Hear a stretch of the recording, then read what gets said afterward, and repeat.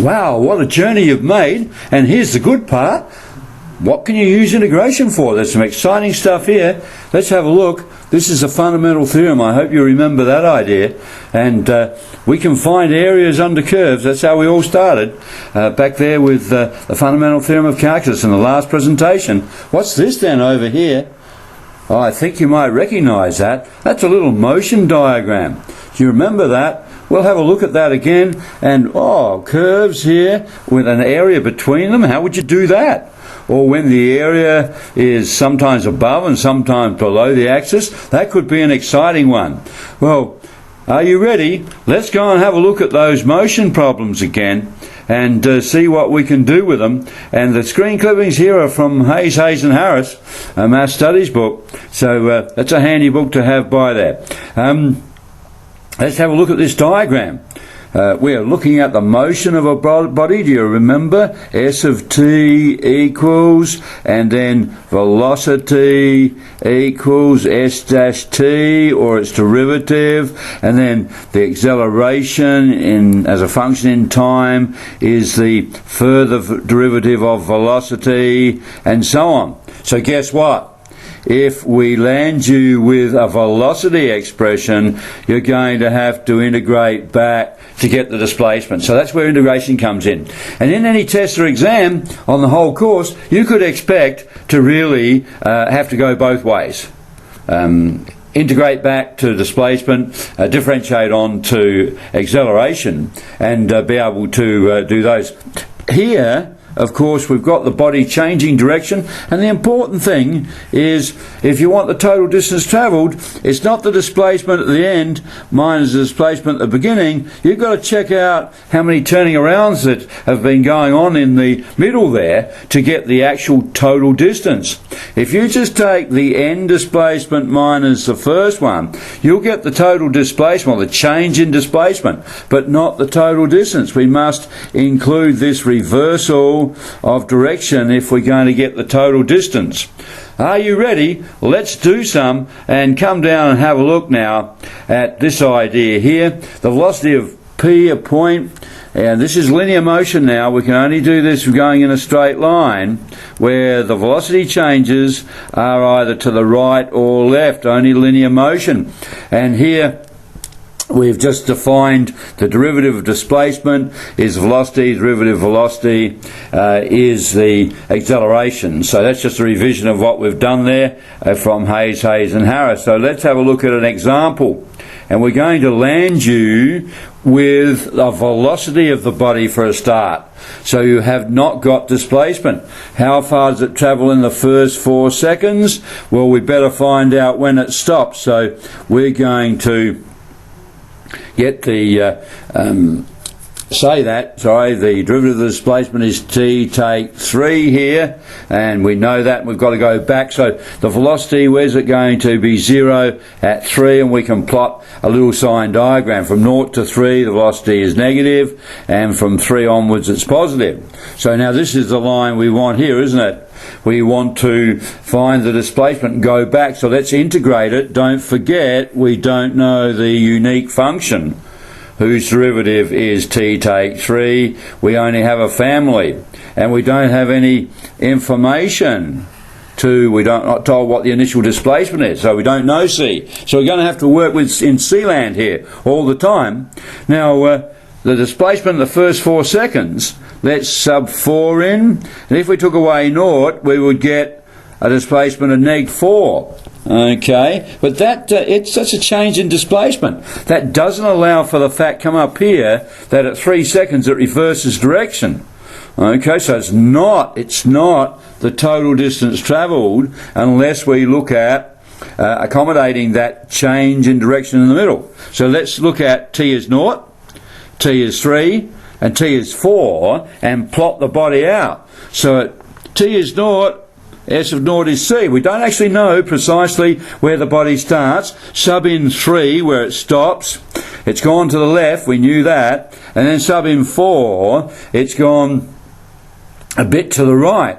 So if we say, okay, C somewhere on our displacement line here, so this is S of t, our displacement line, start off at C, it went negatively down to C take 4.5, then it went positively to C take 4, remembering neg 4 is to the right of neg 4.5 on any number line. And so there's our picture.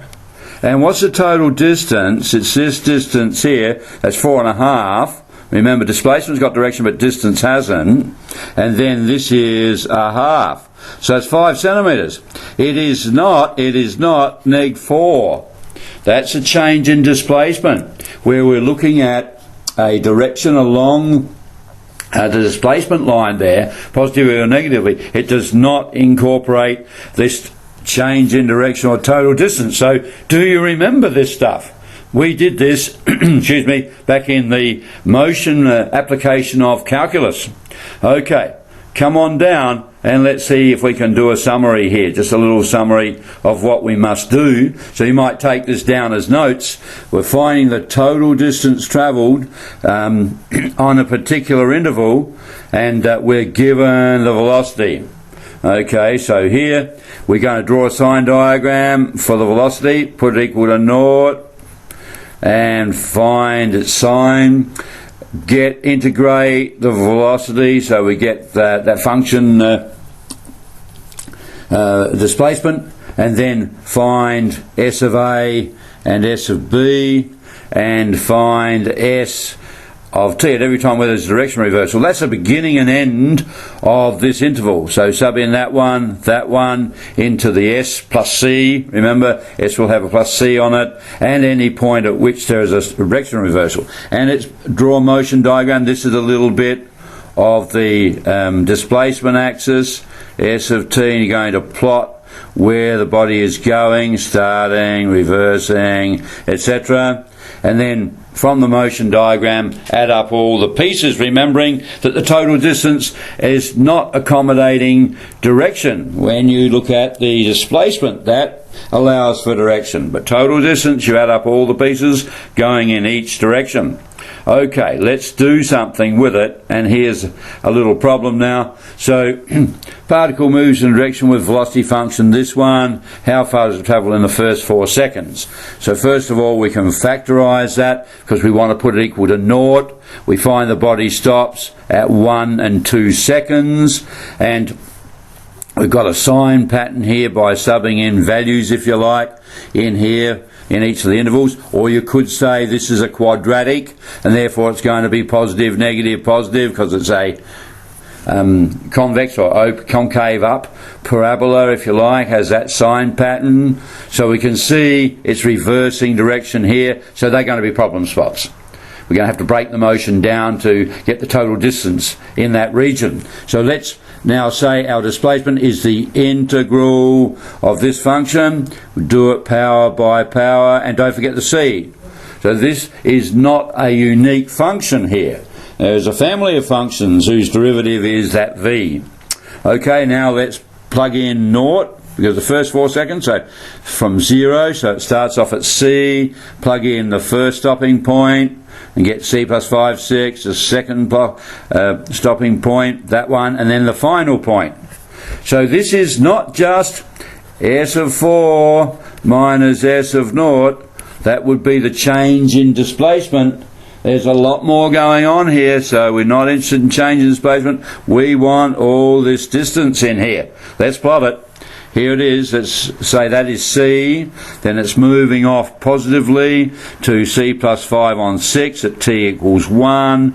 Back at c plus 2/3 at t equals 2. And at at t is 4, c plus 5/3. I don't mind putting this under there.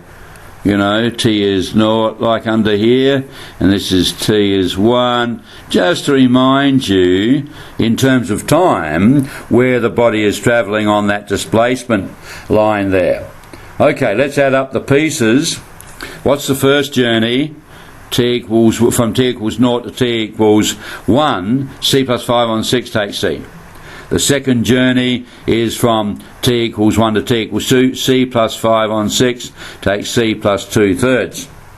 just finding the distances between them. And then where did it go from? It went from here up to here. So it's c plus 5 on 5 1/3 take c plus 2/3. Get rid of all the c's, and we have these fractions. Probably do that on the calculator. 5 2/3 metres if they want the exact answer. Okay, so you need to look at that, because later on now, we're just down here, we're going to have a look at how we do it on the calculator with none of this work at all.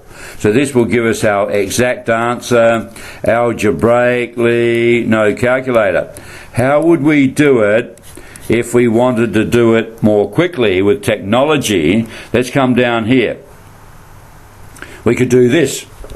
We could consider the absolute value of the modulus function. Let's plot this function, the velocity time graph. Here it is here, v and t.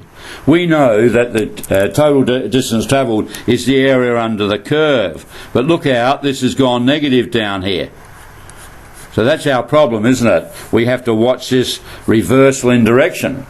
So if we just integrated velocity here, we know the area under the velocity time graph is the total distance travelled. It wouldn't be right, would it? This, from 0 to 4, constructs an infinite number of rectangles, making a mass of them. But it says, remember that remember the definition of the integral of f of x dx is written like that.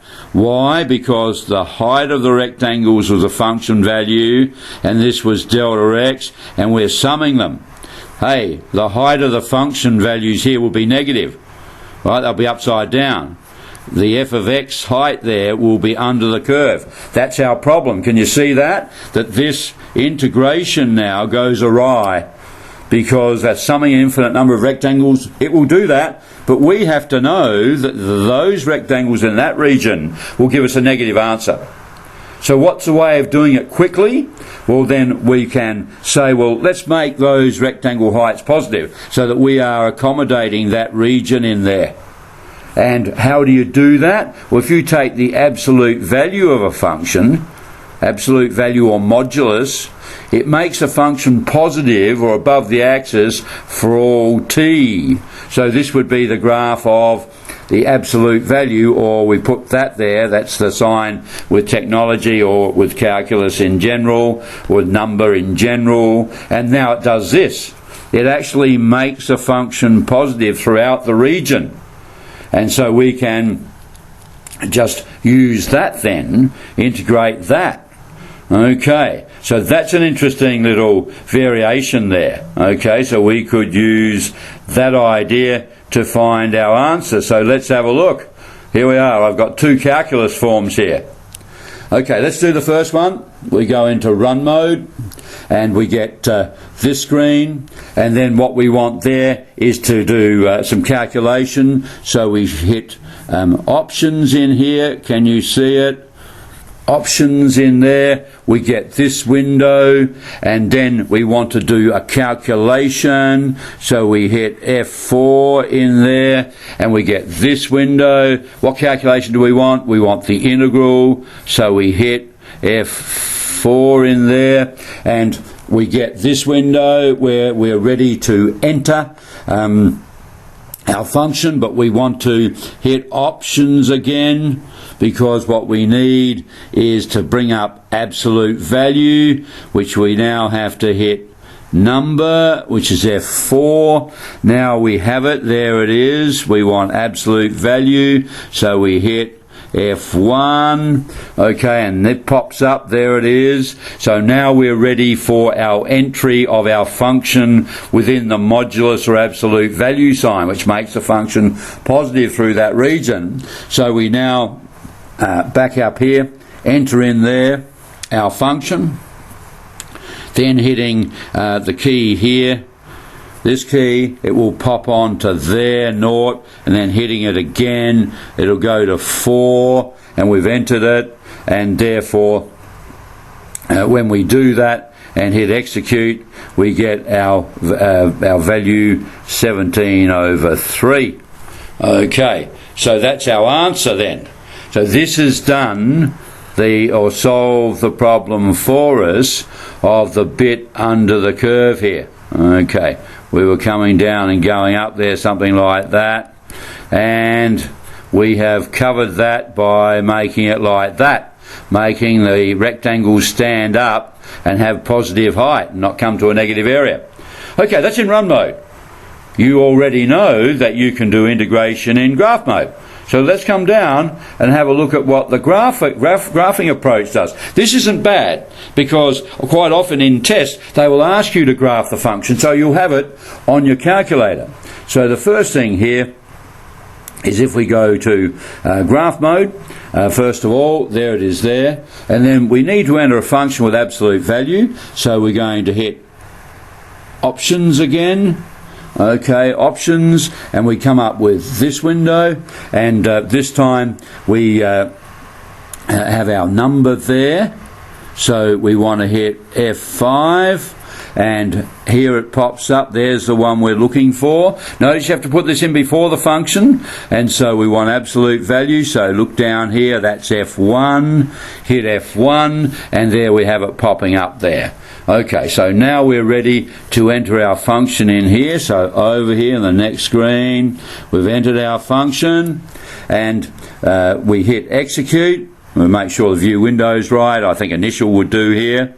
Hit execute twice, and here's our function. This isn't a bad way of doing it, because immediately we can see, yes, there was a problem. There was a problem that would have been below the axis. By making it absolute value, we're ensuring the rectangle heights are positive.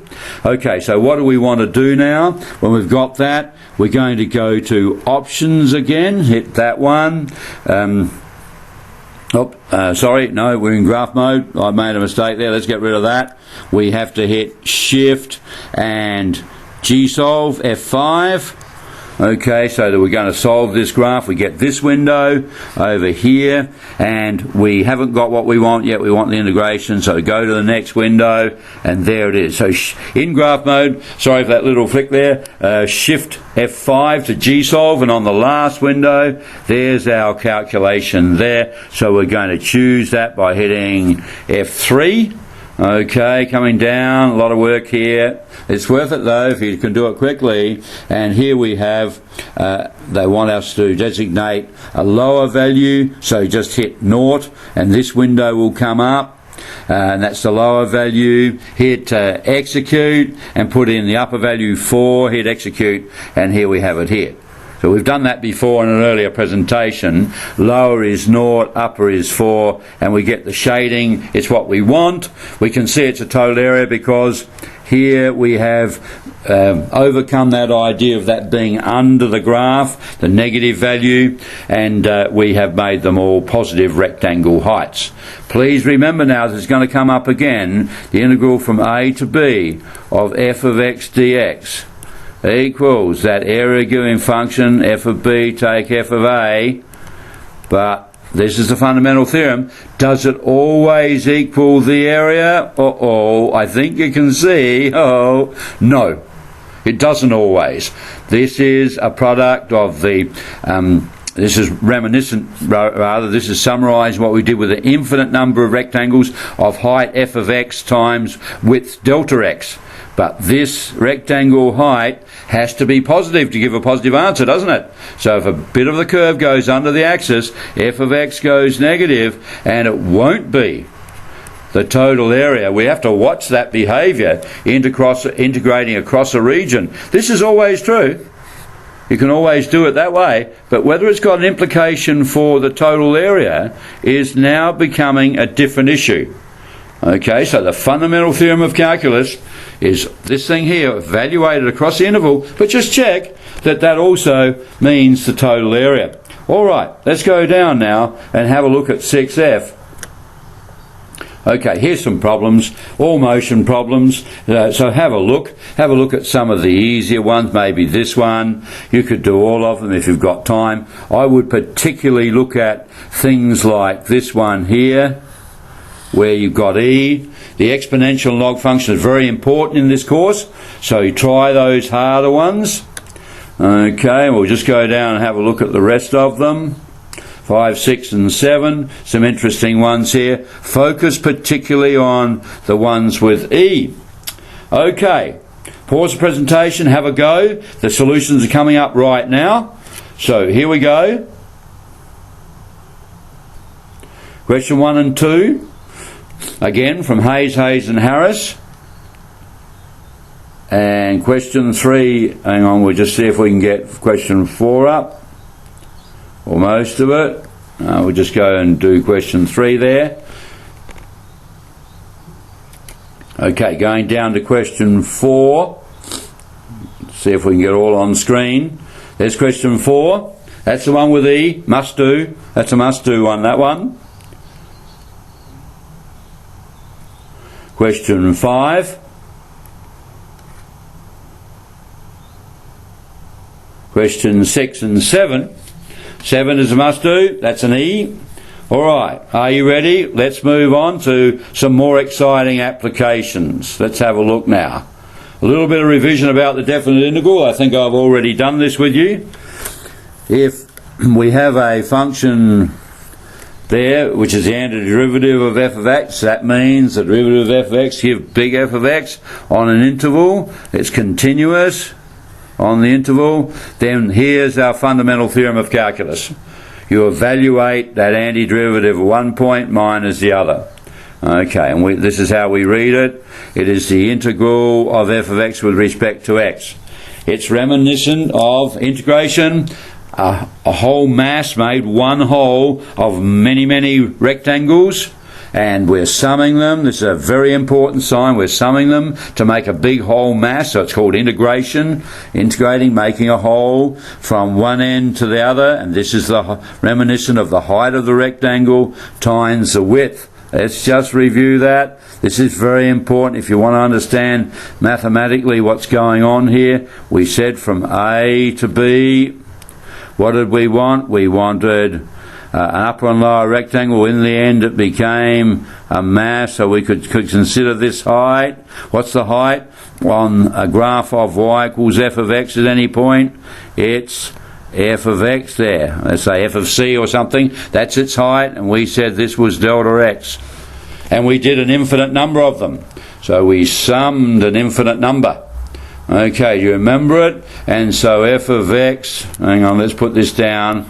I want to do this here. The area was the limit as n tends to infinity of the sum of n from n equals a to n equals b of f of x delta x. That was it. The height of the rectangle times the width.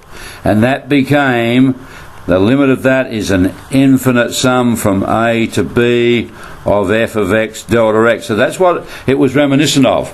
This is implying what we were doing there. An infinite number of rectangles. I shouldn't put n there actually. I should have put I equals a to b of f of xi there. Okay, summing all of those infinite number there. Okay, so what we're going to do is now go on and have a look at applying that. Okay, so here we are. We've got integral from 1 to 3 of x squared plus 2. Let's have a look at that. And what we're going to do is to integrate it. Here we are. And then sub the values in and get an answer. Okay. So you could check that on the calculator. Two ways of doing it. Here we are. This one here. And evaluating here. So do you remember how to do that? That's in run mode. Remember, run mode, options, and calculate. And that sign there, just did it before, so check that. If you did it in graph mode, you get this picture. So this enables you to see, yes, the definite integral does equal area under the curve, because it's all positive rectangle heights here. So this method, come over here, this is the sum of all an infinite number of rectangles between the 2 points, 1 and 3, and you're going to do that no matter what. If all these are positive in the region, these f of x values, then yes, over here it will mean the area. Otherwise it doesn't. But the definite integral is always this, no matter what. The antiderivative is that big F minus f of a. That might even come out a negative value, doesn't matter. That's what that definite integral means. We have to look carefully down here at whether the implication for that in a particular function is the area under the curve. Do you get it? We're going to see more of it. Let's go down now and have a look at 6G. Just go up here. Hang on, we'll just flick that down a little bit. Don't want to see the answers. Okay. Evaluate the following, check with your graphics calculator. Here we are not looking particularly at whether it's the area. We're just doing the definite integral. We're just doing the definite integral. So what you will do is working out here, okay, this thing with your function, find the antiderivative, evaluate it at B, minus a value at A. Okay, so then check it on the calculator. If you looked at it in graph mode, you'd see whether the rectangle sums were all above the axis or not. I'm not sure what these are, these functions here, whether they go above or below. But the answer is still just done like this. Okay, let's look at the solutions to that. Okay, here we go. Can we get them all on? No, not quite. There's the first few.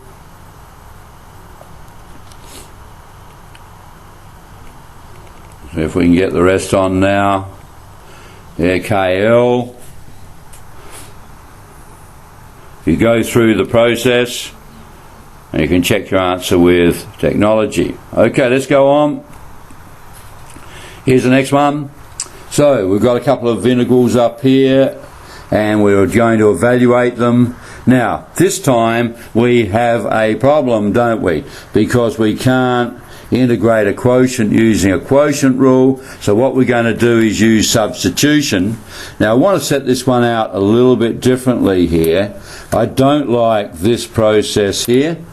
Okay, let's have a look at it. We would change this, so I want the first step to be, let's just integrate this function. Okay, let's just integrate this function.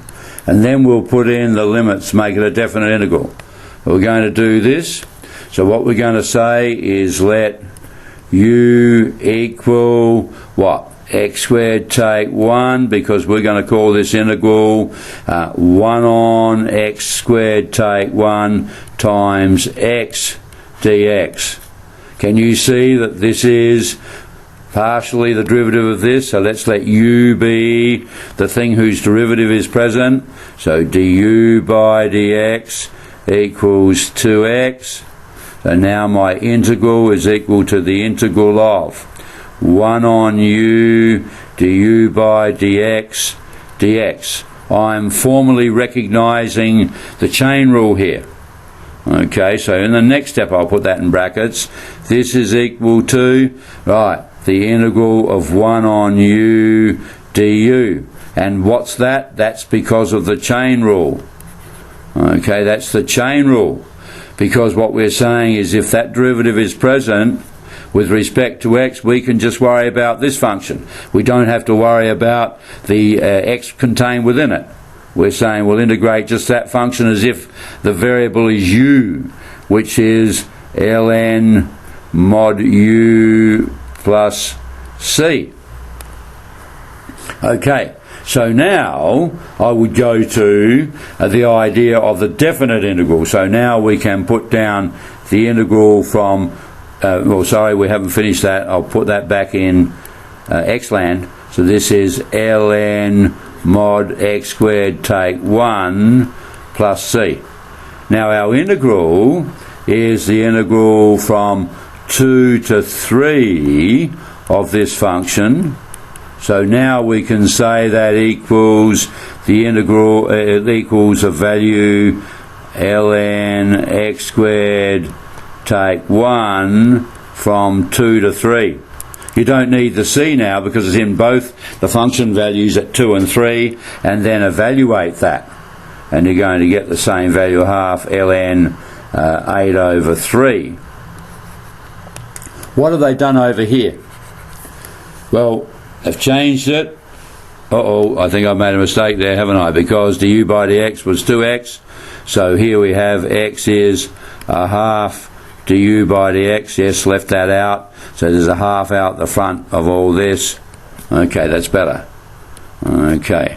All right, so there's a half out the front of all that. Yeah, so I would prefer you didn't do this, because if you change it to u, the limits from 2 to 3 have to be changed, because now when x is 2, u is 3. When x is 3, u is 8. I'd stay in x land. In other words, do the integration without the definite integral, without the values, and then put it back together again, so you don't have to do a conversion of the limits of integration into u's, because this is prone to error with students. Okay, could you do it on the calculator just straight up? Yes, there it is in run mode, and you could just do that straight up. Okay, not worrying about substitution. So you have to watch how the question is worded as to whether you can just go straight to technology or whether you have to integrate by substitution here. So that's what we're going on to do now.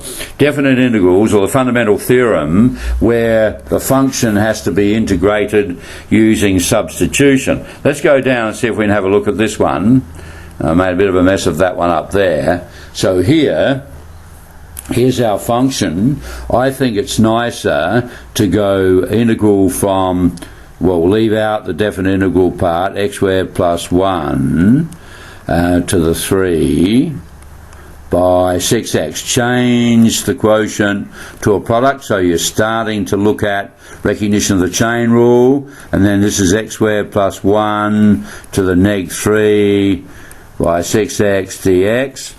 And then we're going to let u be x squared plus 1. Why? You let u be the function whose derivative is present. Okay, so this becomes equal to the integral of u to the neg 3. And if we look at du by dx here, it's 2x. So we've got this 6x is 3 times du by dx. Okay, so therefore, what have we got? Yep, 6x in there. That's very good. Let's put this u to the neg 3, and we've got 3 times du by dx. Do it all in u land, so it's 3 times integral of u to the neg 3 du. We're recognising the chain rule, so therefore it's 3 by increase the power by 1, divide by the new power. Okay, so it's all in u land now, and so our definite integral from 0 to 1 is going to be of 6x on x squared plus 1 cubed is going to be the integral of this thing here, 3 neg 3 on 2, and what's u to the neg 2? It's x squared plus 1 to the neg 2, evaluated from 0 to 1. So go back to the definite integral afterwards. Okay, I would not do this, stay in u land and have to change the limits of integration as you change from x to u.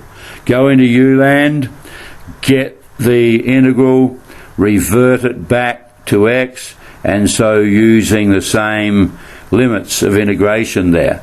And then of course you can substitute those values in, and we don't need c, because the value of the function at one end of the interval will have c minus the value at the other will be the same thing, so those c's will go out. Okay, so you can make a choice there. This I don't like very much. It is preferable to change it to this one and then show the presence of, or the use of, the chain rule in this way here. And of course in run mode you can check your answer. Okay, there's no implication here for area, '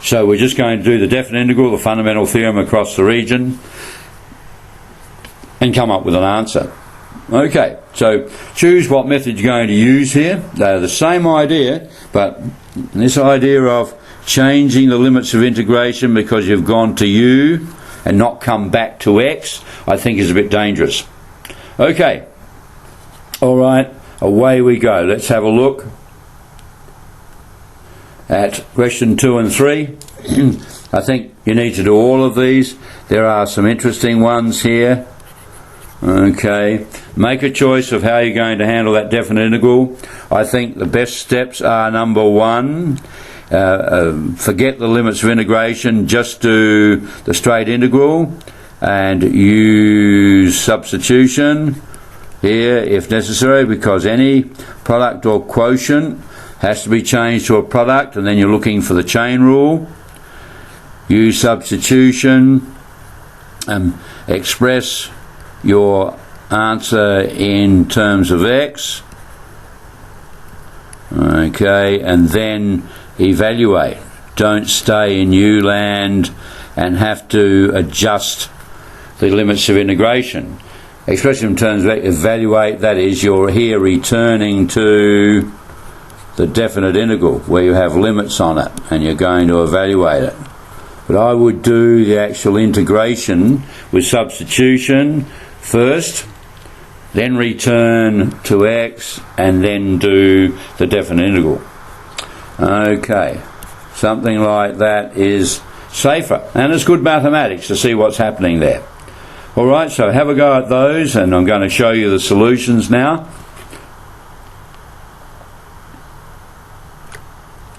There's question 2.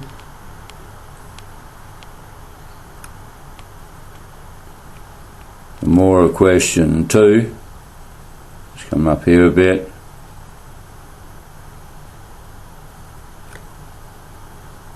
More. Okay. Question 3. Alright. Are you ready? Let's build up now into some interesting stuff. Now we want to go back to finding areas. Now this involves an analysis of whether this thing here means the area under the curve. Okay, so if it's positive and continuous, we've added positive there, then the area is given by this function, right? Because we must have these rectangles with positive height. Okay, so here's the key word. If you want to have implications of the definite integral for area, then it's got to be all above the x-axis. And we've discussed that before. Okay, so get the idea now. We have a fundamental theorem which gives you that this is f of b, take f of a. No problems with that. But we now have to check, here it is, that we have positive rectangle heights, and then it will mean the area under the curve there. Okay, let's look at some variations now. Here's our first example.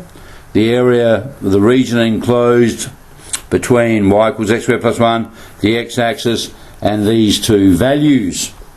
Okay, so we draw the graph because we want to know that the definite integral is going to mean the area. So we've got the graph and it's above the axis, so the area is that definite integral. And you can check it using graph mode on the calculator. Because we're talking about an area of the region, I recommend that you definitely have a look at the graph, because if it goes below the x-axis we have to adjust that. Maybe use that absolute value or modulus function.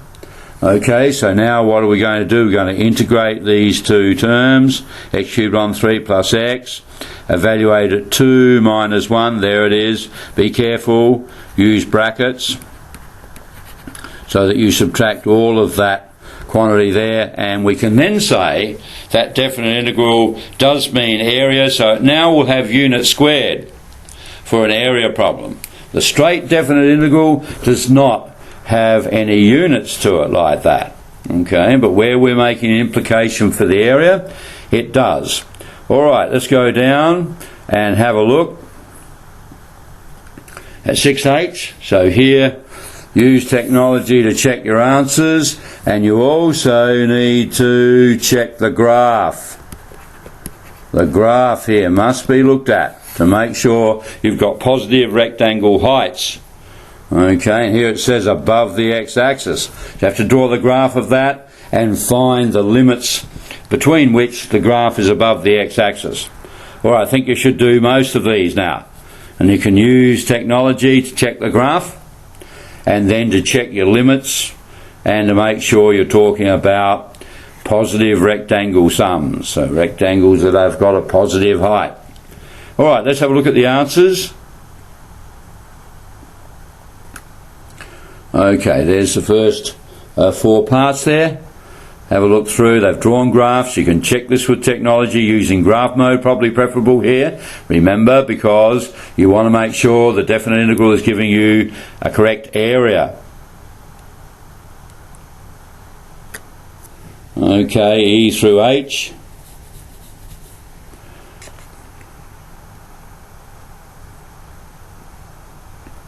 And there's I. All right, lots to look at there. Okay, how are you going? Let's build some more skills now with some other more interesting areas. So come on down. How about this? Area between two curves. Okay, so there it is. We have f of x on top there, minus g of x underneath. Here we are. We're saying across an interval a to b, if you want the area under the curve, it's the definite integral of the difference. Okay. Now, why would that be so? What about this bit under the x-axis? What about that? Do we have to worry about that? Well, let's look at Hayes and Harris's proof here. If you were to translate that whole thing up, just shift both curves up, it wouldn't change the area. Translation of all the points the same amount upwards would not change the area. So that's what they got here. G of x, make it a translation of plus k. So it's above the axis, so you don't have to worry about this little bit in here. What would you do? Well, the area of the shaded region would be the area under this one, okay, minus the area under the blue one. Do we get it? Let's have a look. So here, this is f of x plus k, so that would be that total area. And then if we did here g of x, which is like this, between those values, we get rid of that, and 1 minus 2, well, x and y, 1 minus 2 would give us the gap in between, wouldn't it? The gap in between. So that's what we're doing. We're moving it away from the x-axis so we can see clearly that the x-axis has nothing to do with areas between curves. So it's simply take the functions away. But hang on, we've got to look at positive answers here. So we've got to check the one on top minus the one below. Otherwise you're going to get a negative answer there. We must come out with a positive, remember? So 1 is the one on top, the larger rectangle sum, minus the smaller. Okay, so check the position of the two graphs. Check positions. You've got to have the one on top minus the one below to have that positive area. And it's got nothing to do with the position of the x-axis, because of this translation approach to explaining that. All right, are you ready? Let's do some areas between curves.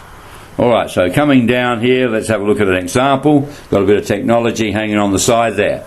We want the region bounded by the x-axis and that curve. All right, so you can think of this as between the x-axis y is 0 and this one. So the x-axis is on top. Let's find where it cuts the x-axis, 0 and 2. So you can think of it as the y equals 0 value minus x squared take 2x. Okay, so if something is below the axis there, it's going to be 0 take that. It's the x-axis on top minus below. Or you can just think of it's the integral from 0 to 2 of minus the function y, or the absolute value of the function. because it all is below the x-axis, and that's going to give you negative rectangle heights, negative function values. So you might like to put a negative in front so that, let's scribble this out, so that you're actually looking at that part of the graph in there. Negative the function, or absolute value of the function, done on the calculator. Alright, depends on whether they let you use technology.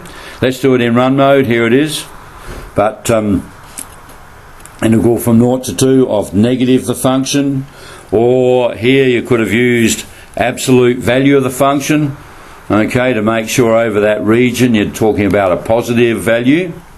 Or you could use graph mode, so you get this picture here, and you can see that it's under the graph, and if you did the integral you would get a negative there. You'd have to adjust the sign. So start thinking about this business of the graph and positive rectangle heights. Okay, let's do some.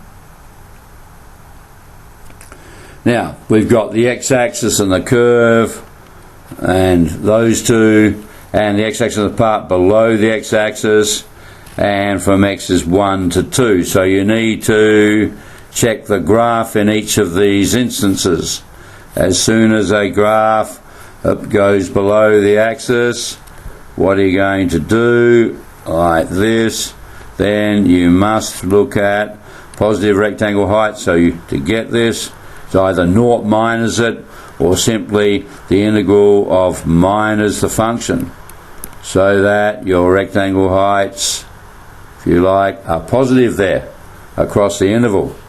Okay, so we just have to adjust the fundamental theorem now if we're going to, well, not adjust the theorem, but look at implications of it for area.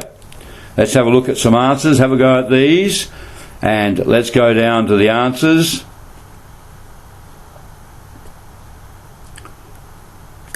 We'll just go back up again here. A and B, we'll come down to C in a minute.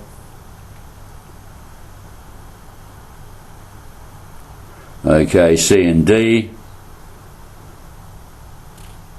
Right, noticing how they're using 0 minus the function because it's below the axis there. Okay, or just integrating the negative function. Okay, are you ready? Let's do some more. And here is an interesting function. The total area of the region is by y equals f of x and the x-axis. Okay, so that's the total area now. So we need a graph. We need to look at this carefully and see what the function's doing. So it cuts at -3, 0, and 1. But we have to split it up, because in this region just integrating the function is okay, positive rectangle heights. In this region it's going to go below the axis.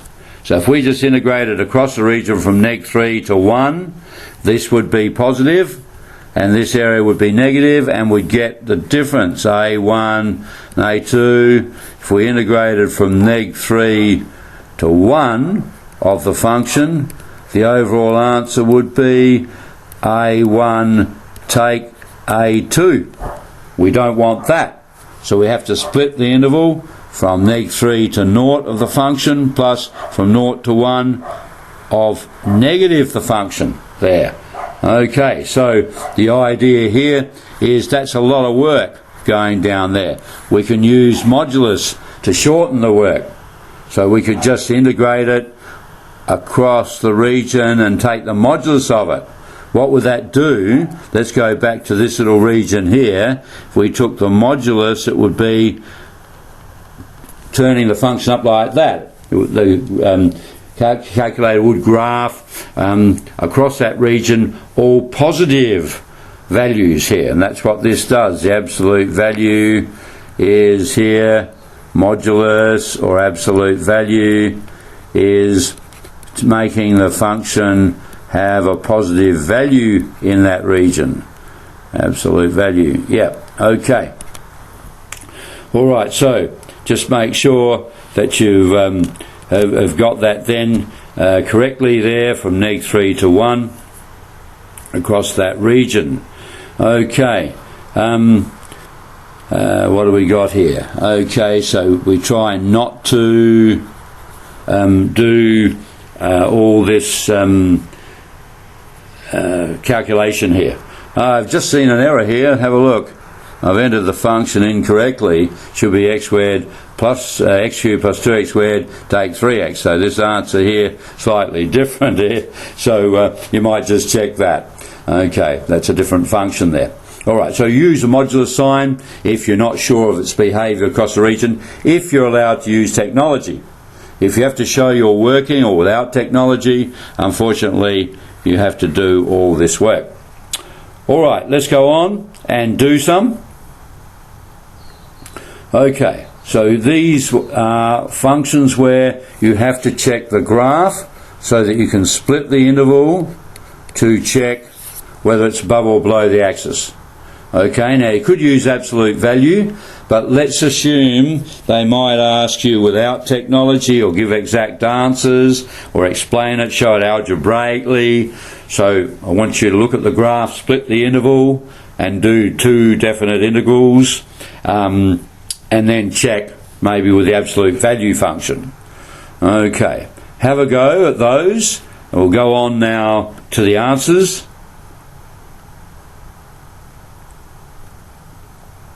3a and b, splitting an interval, checking with technology.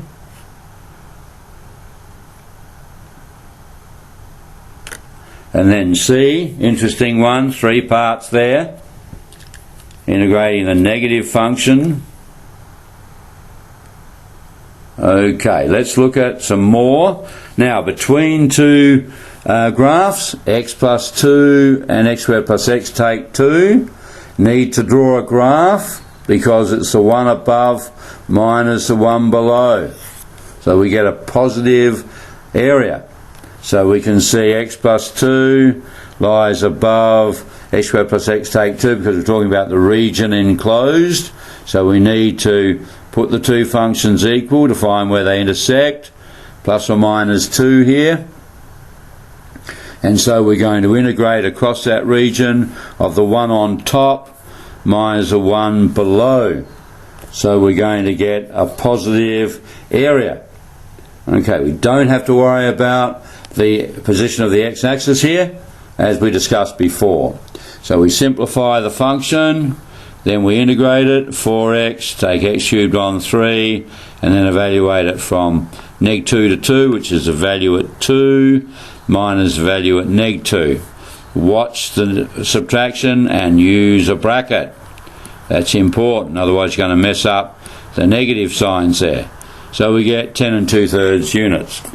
Now, that's if they want you to do it without technology or give exact answers or show algebraically.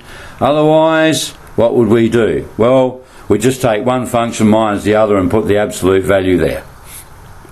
Okay, that sign. Okay, we'll put that sign there. We don't have to worry about the graph then, because I've actually subtracted them in the reverse order. That would give me a negative value, wouldn't it?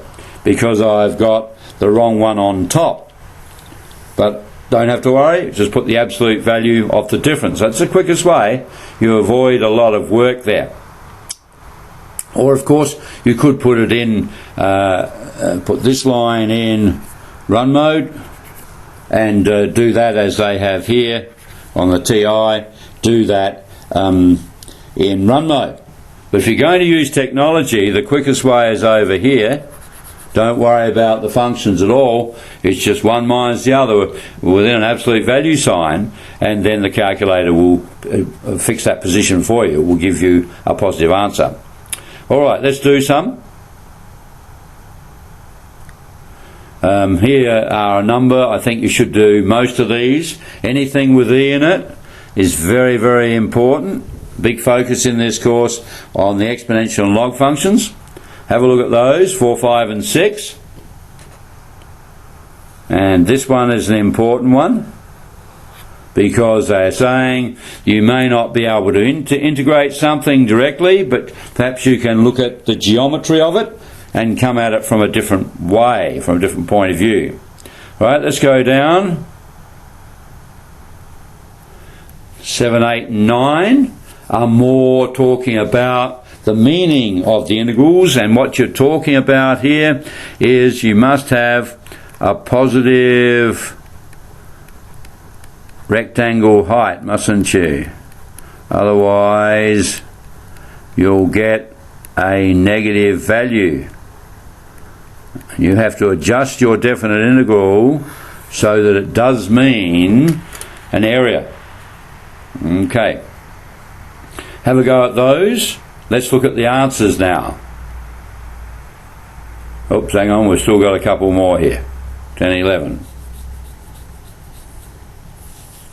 Right, thinking carefully. Here's a little variation here with finding B or K or A. So you set up the expression as you would normally, and then see if you can backtrack from the answer to the actual value of K.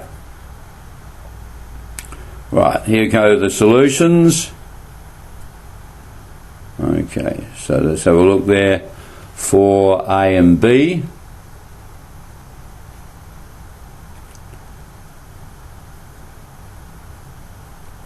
There's part C. I'll just see if we can get, and D, I think we've got most in there.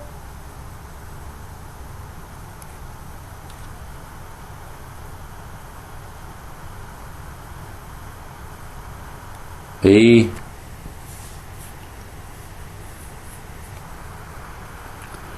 Go to question 5 and 6 down the bottom there.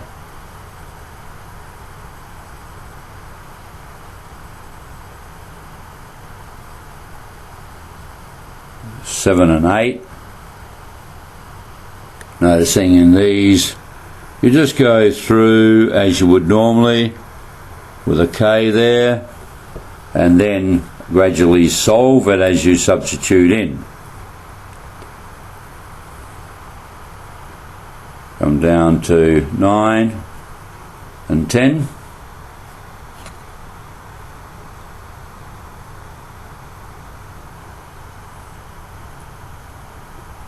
And then 11. Alright, we've got one little bit left to do. How are you going? A lot of skills being built up now, so practice hard. Let's have a look at the last little bit. And this is about further applications, not just area now.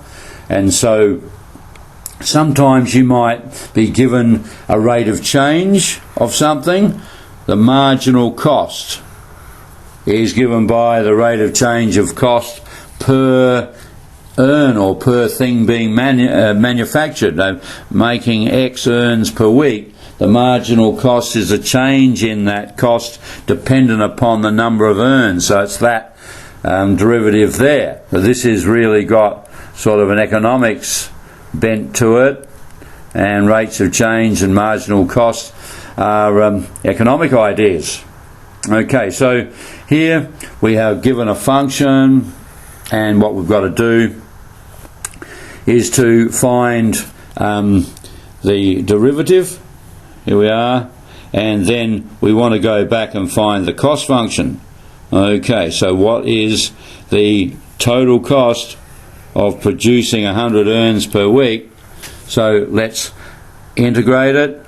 Here we go, integrating it, got plus C, and then we're told set up cost before production. So when you make 0 earns, costs 185, so stick it in this line here, and we can evaluate C as 185, so we have our cost function, and then we can evaluate it by sticking 100 in there, so the total cost is 420. So you can have a practical application where you're given a rate of change and you have to work backwards. So that's this idea here. You're given a rate of change and you work backwards to the original function. Right, let's have a look at some where derivatives are given. There's quite a few here, and again the focus should be on different looking functions, particularly E and ln. Here you can do one which is similar to the example, but just pick a few out here. probably don't have time to do all of them, so just pick a few. There's question 1 to 4. We'll go through them all. The answers are right at the end, or at the end of each section. So let's have a look. There's the first 2 from that set.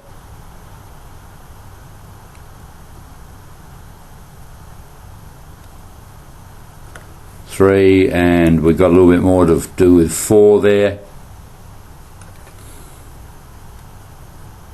Let's come up a bit. Okay, so there are some economics type applications there, marginal costs. Let's have a look at some down further. Here, different applications. Metal tube has an annulus cross section, annulus meaning this is this ring type shape. The outer radius is 4 and the inner radius is 2, not shown on the diagram. It might pay you to put that in. That's 4, and just to here is 2. Just remind yourself. Within the tube, water is maintained at a temperature of 100, so I've got that in there. Within the metal, the temperature drops off from inside to outside. Here's a rate of change. Minus 10 over x, where x is the distance from the central axis. So there we are within the metal. So once you're in the metal, once you pass 2 centimetres, that's the rate of change. So it drops off like that from 2 to 4, so that's in that annulus region. Find the temperature of the outer surface of the tube. So are you going to get burnt touching this tube or whatever? Okay, so here's our rate of change. So our temperature is going to be the integral of that. Don't forget to add C. Now, can we evaluate C? Yeah, I think we're told that when x is 2, that's on the surface here. Right, here it is, just on the inside. It will, of course, be 100 before it contacts a metal, and then the metal is going to have some of that heat only. So right on the surface, 2 centimetres, this temperature is going to be 100. So you can stick that in and find the C value using exact answers here. Keep it exact at this stage for the accuracy of your answer, or they might ask you to give it in exact terms. So now we have our T function. So that was a bit tricky, working out a value here so that you could evaluate C. Alright, so here we have our simplified temperature function. Look at that, minus 10 ln x plus 10 ln 2. That's what? What have they got here? Taking out 10, let's put in the step. 10 outside of ln 2 minus ln x. Okay, factorising those two, which is 10 ln 2 minus ln x. Subtraction of logs is a log of a quotient. So it's that. So that's how they got that, using log rules. This is rather a favourite in tests and exams in this subject. So then they say, find the temperature on the outer surface, so that's x is 4. And we've got 93.07, or probably call it 93.1 to 3 significant figures. Depends on what they ask there. If they don't ask for a particular accuracy, then we use in this course 3 significant figures, which would mean the answer would be approximately 93.1 degrees Celsius. So it's very hot. Alright, do you get it? It's just integration, the coming back from a rate of change to various functions, trying to evaluate the unique function by using information to evaluate C. Let's go down and have a look at another batch. These are rather interesting problems, practical problems. Same idea here as what we've just had. Label the diagram. Remember, in problem solving, use all the given information. That's important. If you get stuck, you probably haven't used all the given information. Okay, this is an interesting problem. There's a hint for it here. I think you should do all of these now. These are rather interesting. Okay, so pause the presentation, have a go. We'll go down in this section and have a look at the solutions in a minute. Let's go down. There's a couple more in this section. So 7 and part of 8 there. This is a rather different one, so you have to look at the hint there. Connecting rates of change. Let's look at question 8. Question 8's a big one. Okay, this is a very, very important problem. It's a rate of entry and it's got a lot of e's in it. This is a very important problem. This is a must-do problem here. So have a go.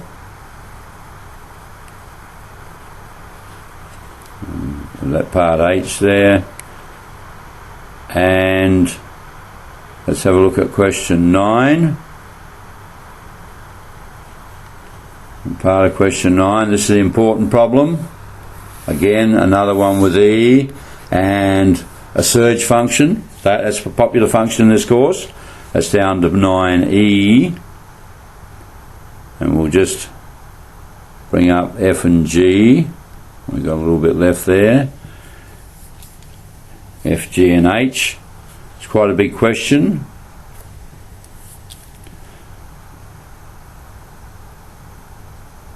Alright, and here are the answers.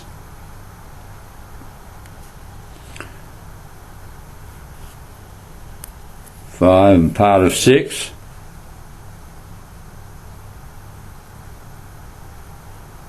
Okay, the rest of 6 there.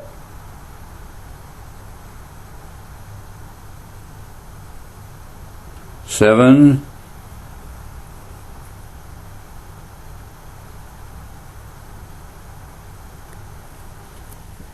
There's most of 8.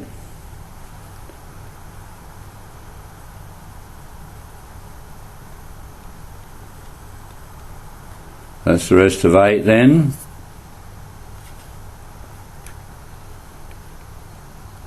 And let's look at 9.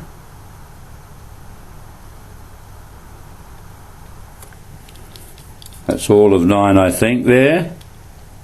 Just check that in a minute. Yep, so that's all of 9 there. And that's all we have. So I'll just leave it at 9 perhaps. Alright, that's a big question, question 9. That's a very important one. Alright, well, how are you going? Head might be spinning a bit. You might have to go back over some of that stuff and check it out and see what you think. Alright, well, that's the end of the calculus section in these presentations. You've finished with integration. I hope you've enjoyed it. And for now, it's cheers from me.